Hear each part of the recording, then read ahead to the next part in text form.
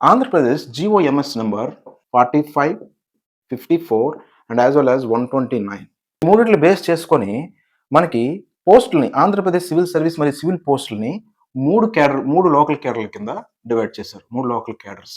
ఆ క్యాడర్స్ తాలూకు లిమిట్స్ ఏంటి? ఎవరెవరు ఏ క్యాడర్లకు వెళ్తారు? ఆ 3 లోకల్ క్యాడర్ ఏంటి అంటే, ఒకటి district cadre, number 2 zonal cadre, number 3 multi zone cadre.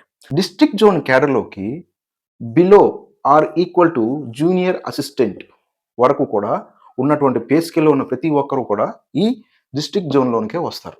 Let's suppose panchayat secretary. Zonal క్యాడర్లోకి ఎవరు వస్తారనంటే, గ్రేటర్ దాన్ జూనియర్ అసిస్టెంట్ నుంచి జూనియర్ అసిస్టెంట్ పే స్కేల్ కన్నా ఎక్కువగా ఉండి సూపరింటెండెంట్ పోస్ట్ వరకు లేదా ఫస్ట్ గెజిటెడ్ పోస్ట్ వరకు, first level of gazetted post in that particular డిపార్ట్మెంట్లో ఉన్నంత వరకు ఈ జోనల్ కేటగిరీలోకి వస్తారు. మల్టీ జోన్ కేటగిరీ వాళ్ళు ఎవరు వస్తారంటే, greater than or equal to second gazette post నుంచి డిప్యూటీ కలెక్టర్ వరకు కూడా మల్టీ జోన్ క్యాడర్ల కింద వెళ్తారు.